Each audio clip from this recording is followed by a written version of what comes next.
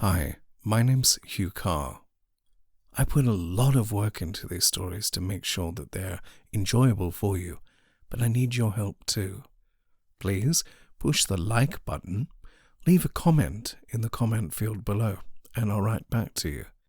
Subscribe if you haven't already, and push that notification bell so you never miss out on a story.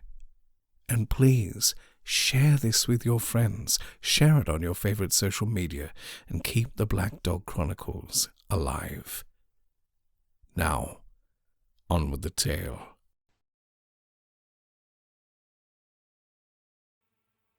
The Secret in the Tomb by Robert Bloch. Read by Huw Carr. The wind howled strangely over a midnight tomb. The moon hung like a golden bat over ancient graves, glaring through the wan mist with its baleful nyctalopic eye.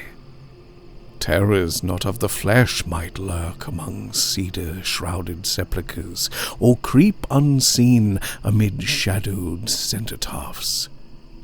For this was unhallowed ground. But tombs hold strange secrets, and there are mysteries blacker than the night, and more leprous than the moon. It was in search of such a secret that I came, alone and unseen, to my ancestral vault at midnight.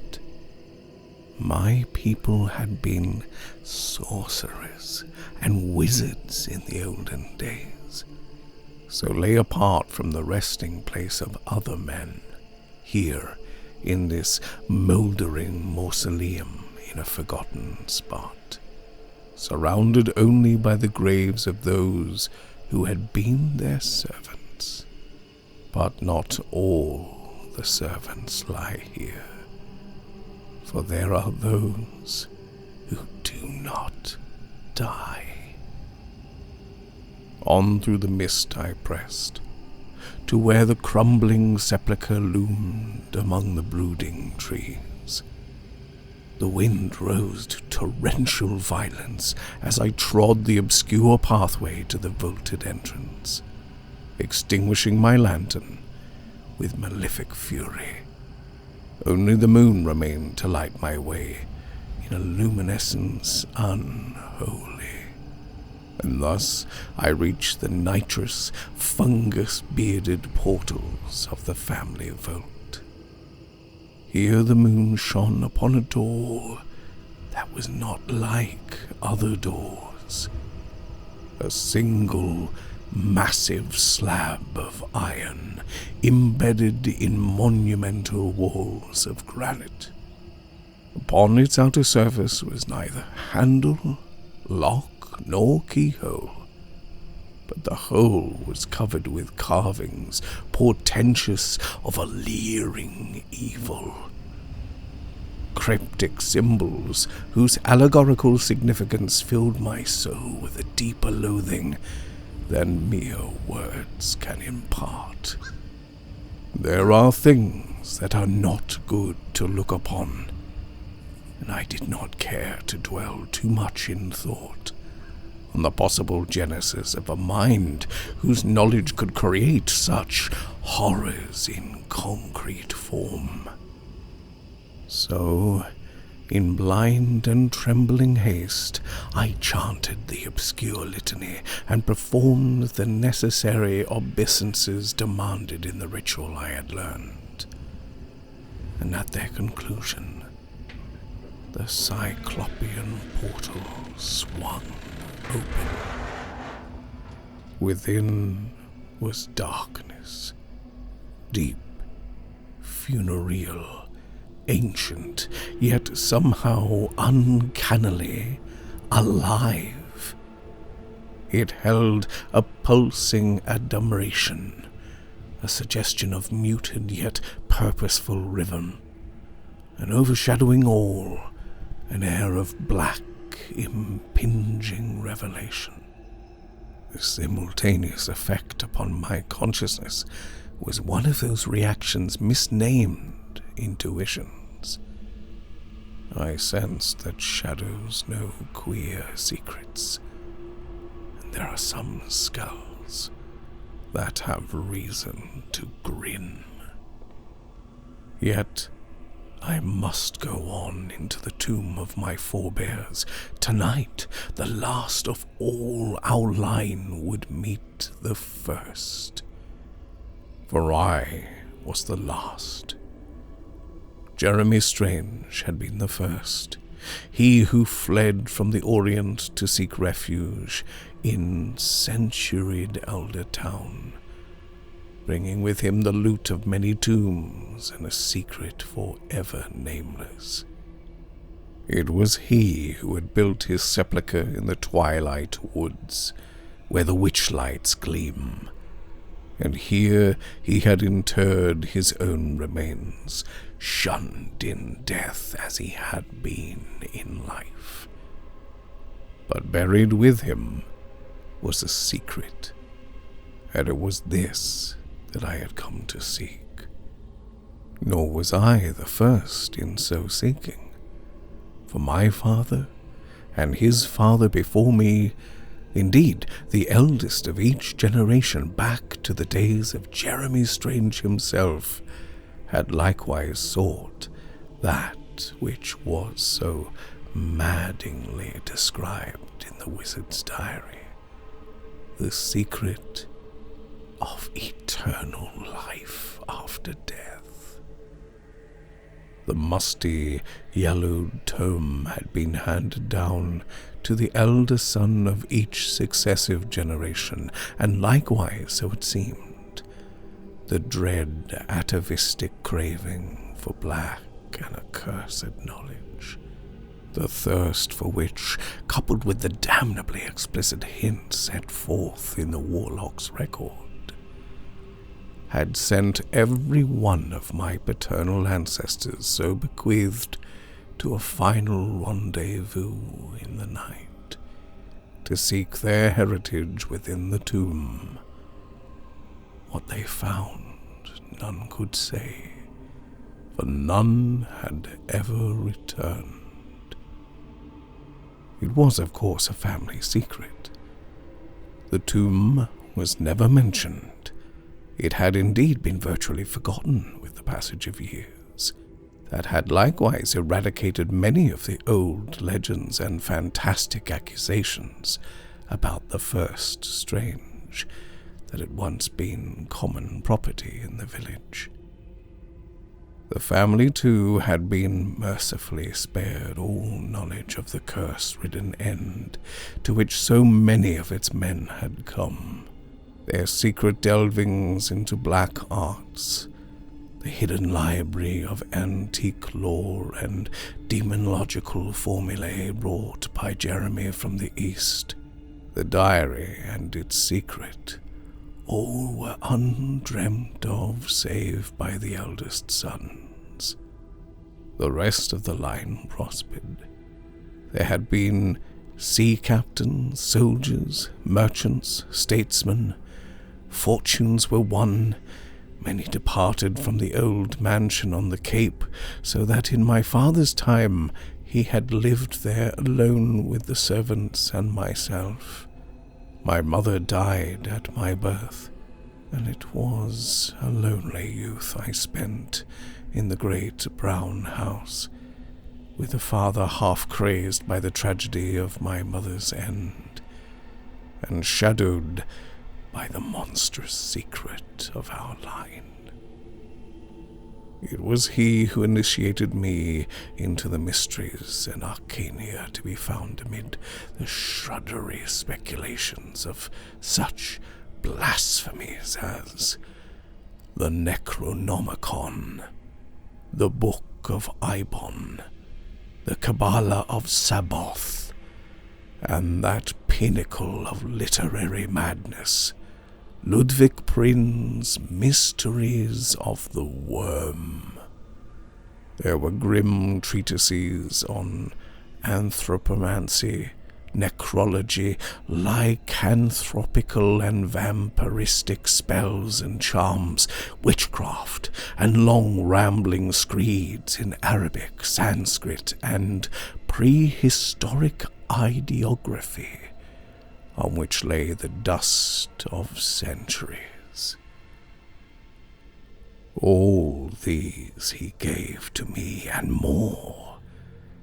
There were times when he would whisper strange stories about voyages he had taken in his youth, of islands in the sea, and queer survivals spawning dreams beneath Arctic ice.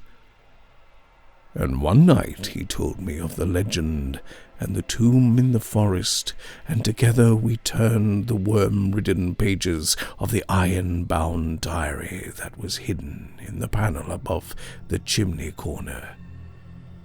I was very young, but not too young to know certain things, and as I swore to keep the secret, as so many had sworn before me, I had a queer feeling that the time had come for Jeremy to claim his own. For in my father's somber eyes was the same light of dreadful thirst for the unknown, curiosity, and an inward urge that had glowed in the eyes of all the others before him, previous to the time they had announced their intention of going on a trip, or joining up, or attending to a business matter. Most of them had waited till their children were grown, or their wives had passed on. But whenever they had left, and whatever their excuse, they had never returned. 2 days later, my father disappeared, after leaving word with the servants that he was spending the week in Boston. Before the month was out, there was the usual investigation and the usual failure. A will was discovered among my father's papers, leaving me as sole heir. But the books and the diary were secure in the secret rooms and panels known now to me alone. Life went on. I did the usual things in the usual way, attended university, travelled, and returned at last to the house on the hill alone. But with me I carried a mighty determination. I alone could thwart that curse.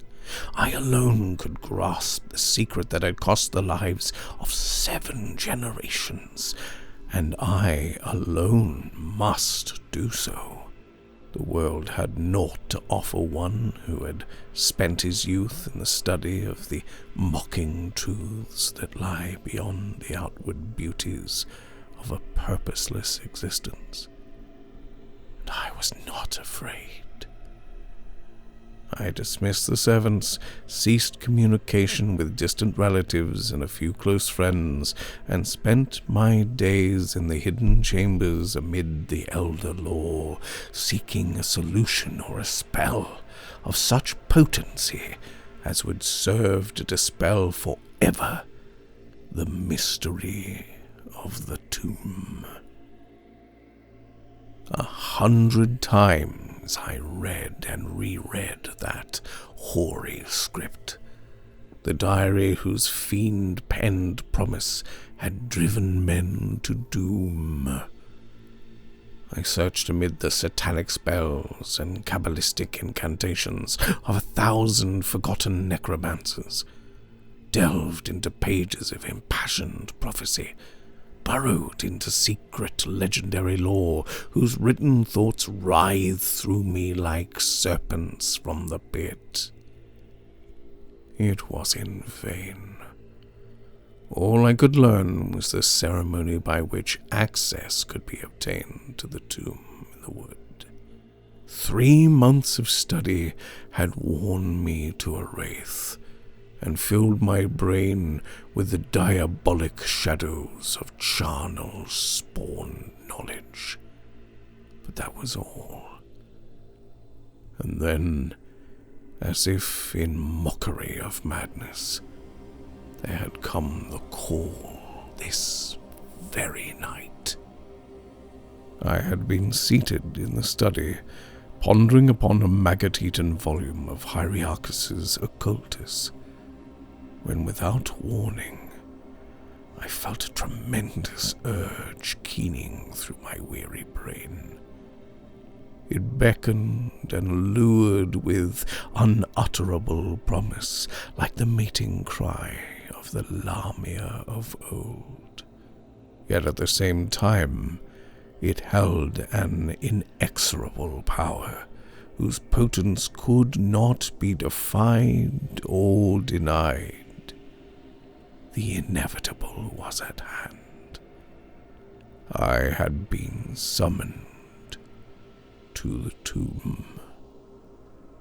I must follow the beguiling voice of inner consciousness that was the invitation and the promise that sounded my soul like the ultra-rhythmic piping of trans-cosmic music.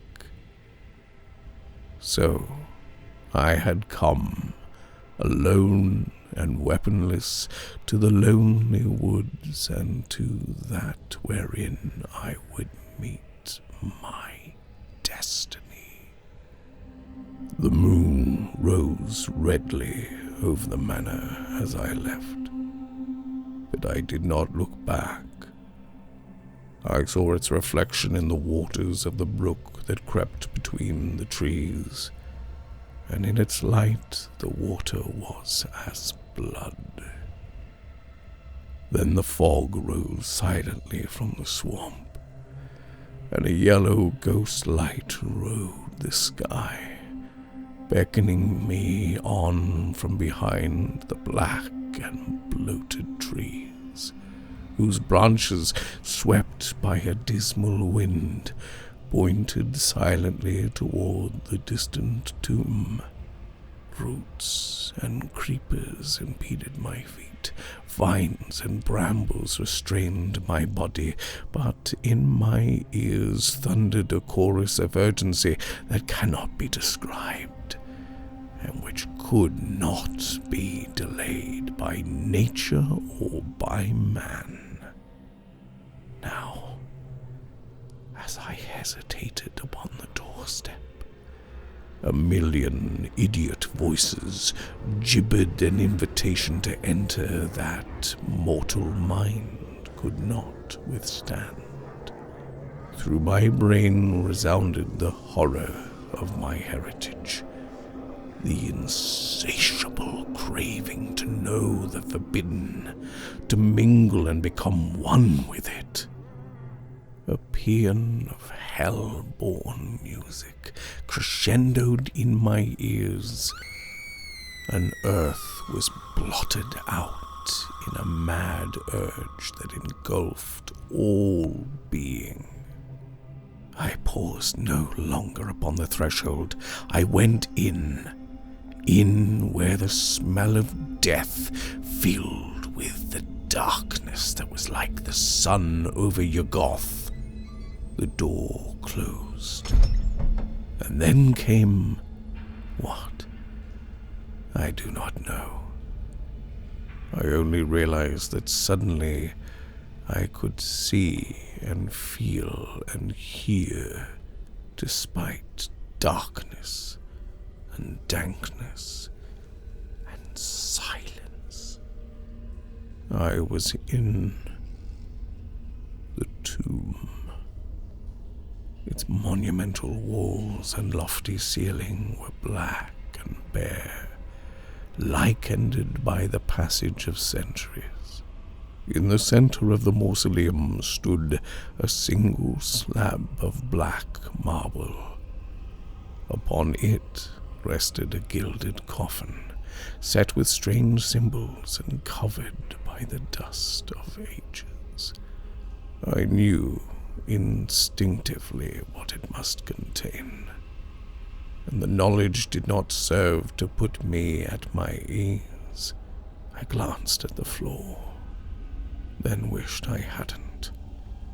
Upon the debris-strewn base beneath the slab lay a ghastly, disarticulated group of mortuary remains, half-fleshed cadavers and desiccated skeletons.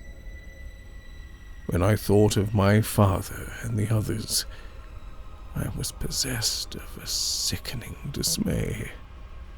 They too had sought, and they had failed. And now I had come, alone, to find that which had brought them to an end unholy and unknown.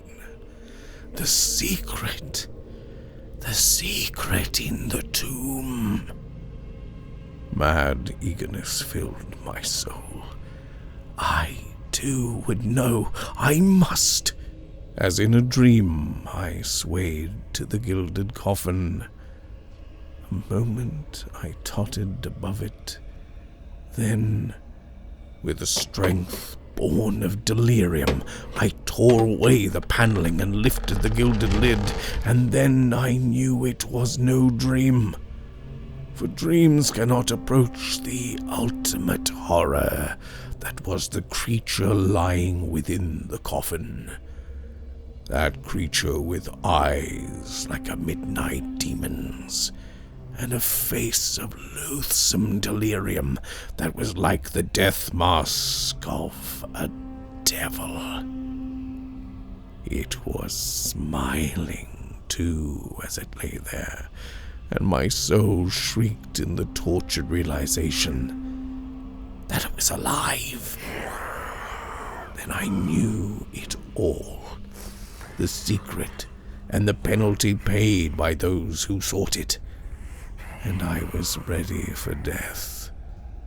But horrors had not ceased, for even as I gazed, it spoke in a voice like the hissing of a black slug.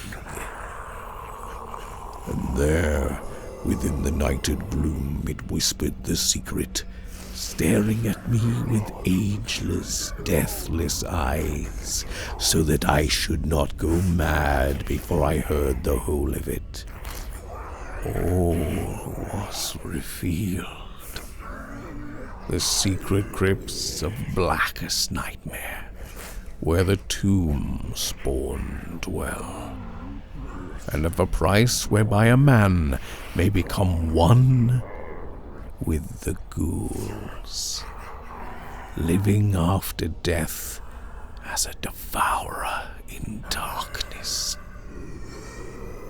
Such a thing had it become, and from this shunned, accursed tomb had sent the call to the descending generations, that when they came, there might be a ghastly feast, whereby it might continue a dread, eternal life. I, it breathed, would be the next to die, and in my heart I knew that it was so. I could not avert my eyes from its accursed gaze, nor free my soul from its hypnotic bondage. The thing on the bier cackled with unholy laughter. My blood froze, for I saw two long, lean arms, like the rotted limbs of a corpse, steal slowly toward my fear-constricted throat. The monster sat up, and even in the clutches of my horror, I realized that there was a dim and awful resemblance between the creature in the coffin and a certain ancient portrait back in the hall. But this was a transfigured reality. Jeremy the man had become Jeremy the ghoul, and I knew that it would do no good to resist. 2 claws, cold as flames of icy hell, fastened around my throat. 2 eyes bored like maggots through my frenzied being. Laughter born of madness alone cachinnated in my ears like the thunder of doom. The bony fingers tore at my eyes and nostrils, held me helpless, while yellow fangs champed nearer and nearer to my throat. The world spun, wrapped in a mist of fiery death. Suddenly, the spell broke. I wrenched my eyes away from that slathering, evil face, and instantly, like a cataclysmic flash of light, came realization. This creature's power was purely mental. By that alone were my ill-fated kinsmen drawn here, and by that alone were they overcome. But once one were free from the strength of the monster's awful eyes, good God, was I going to be the victim of a crumbled mummy? My right arm swung up, striking the horror between the eyes. There was a sickening crunch. Then dead flesh yielded before my hand, and I seized the now faceless lich in my arms and cast it into fragments upon the bone-covered floor. Streaming with perspiration and mumbling in hysteria and terrible revulsion, I saw the mouldy fragments move even in a second death. A severed hand crawled across the flagging upon musty, shredded fingers. A leg began to roll with the animation of grotesque, unholy life. With a shriek, I cast a lighted match upon the loathsome corpse, and I was still shrieking as I clawed open the portals and rushed out of the tomb and into the world of sanity, leaving behind me the smouldering fire from whose charred heart a terrible voice still faintly moaned its tortured requiem to that which had once been Jeremy Strange. The tomb is raised now, and with it the forest graves and all the hidden chambers and manuscripts that serve as a reminder of ghoul-ridden memories that can never be forgot. For earth hides a madness and dreams a hideous reality, and monstrous things abide in the shadows of death, lurking and waiting to seize the souls of those who meddle with forbidden things.